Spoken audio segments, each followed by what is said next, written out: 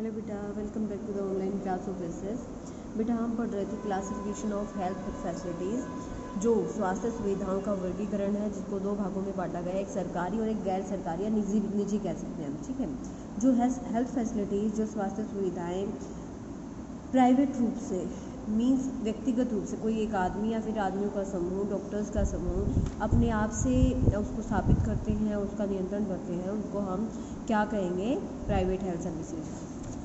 Since सच wait बेटा, एक बार flip the page.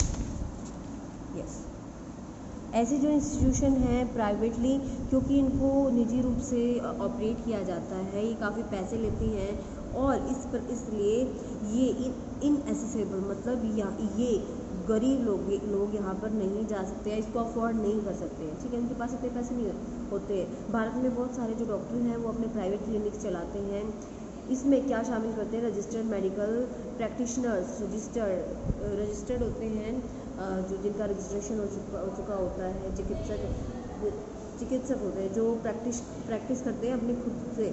ठीक है, बिना सरकारी मदद से। कहाँ? ग्रामीण इलाकों में और शहरी एरियाज़ में। जहाँ पर जो अर्बन एरियाज़ है, शहरी इलाके हैं, वहाँ पर बड़ी मात्रा में स्पेशलाइज्ड मतलब विशेषज्ञ होते हैं। ठीक है, जो पर्टिकुलर जैसे ENT होता है, आँख नाक और थ्रोट गले का डॉक्टर अलग से, फिर जो जैसे कार्डियोलॉजी होता है जिसमें दिल की बीमारियों को शामिल करते हैं, फिर मतलब अलग अलग बीमारियों के लिए अलग अलग डॉक्टर होते हैं। ठीक है, हमारे गांव में क्या होता है, हम एक डॉक्टर के पास जाते हैं, वो सभी तरह की बीमारियों की दवाई हमें देता है, वो स्पेशलाइज नहीं होते। ठीक है बेटा, बहुत सारे प्राइवेट ओन्ड हॉस्पिटल्स हैं, नर्सिंग होम है और डायग्नोस्टिक सेंटर भी एक तरह के हॉस्पिटल होते हैं, लेकिन ये छोटे होते हैं। Health care and equality, health care मतलब स्वास्थ्य सुविधाएं और समानताएं।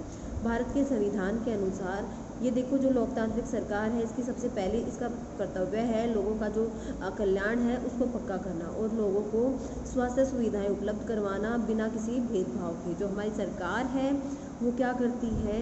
वो लोगों का जो राइट टू लाइफ है, जो जीवन का अधिकार है, उसको सुरक्षित करने के हर संभव प्रयास करती है। हालांकि जो प्राइवेट इंस्टीट्यूशंस हैं ये दिन प्रतिदिन बढ़ते जा रहे हैं।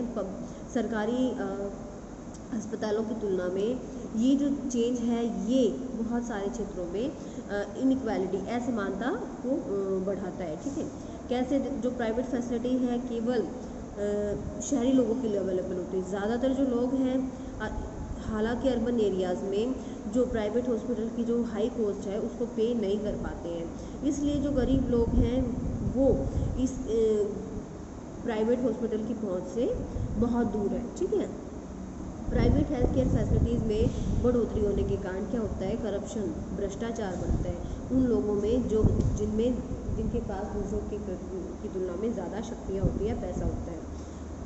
सब मेटेरियलिस्टिक प्राइवेट इंस्टीट्यूशन, मेटेरियलिस्टिक होता है, वैसे तो भौतिक ही बोला जाएगा इसको, लेकिन हम यहाँ कहेंगे कि कुछ ऐसे प्राइवेट इंस्टीट्यूशन होते हैं जो क्या करते हैं?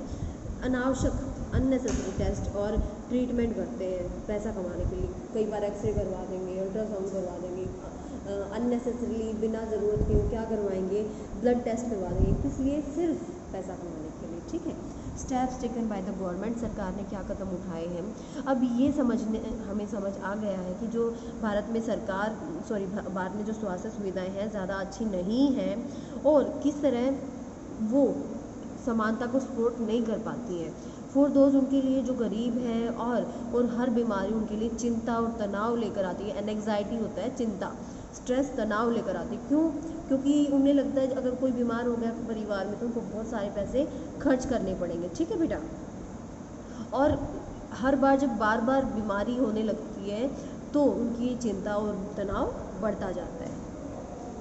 सो द गवर्नमेंट, इसलिए हमारी जो सरकार है वो क्या करती है? कुछ कदम उठाती है ताकि हेल्थ केयर में, स्वास्थ्य सुविधाओं में जो भेदभाव उसको रोका जा सके। कुछ सरकार के द्वारा उठाए गए कदम ये दिए गए हैं। सबसे पहले इसने availability and quality of water supply by keeping a regular check on it, जो पानी की आपूर्ति है या वाटर सप्लाई है उस पर लगातार देख रेख या फिर कंट्रोल करके उस पर देख रेख में उसको क्या है, लोगों को पानी अवेलेबल करवाया है और पानी की जो क्वालिटी है मतलब उसको अच्छा, लोगों को अच्छा पानी अवेलेबल करवाती है सरकार।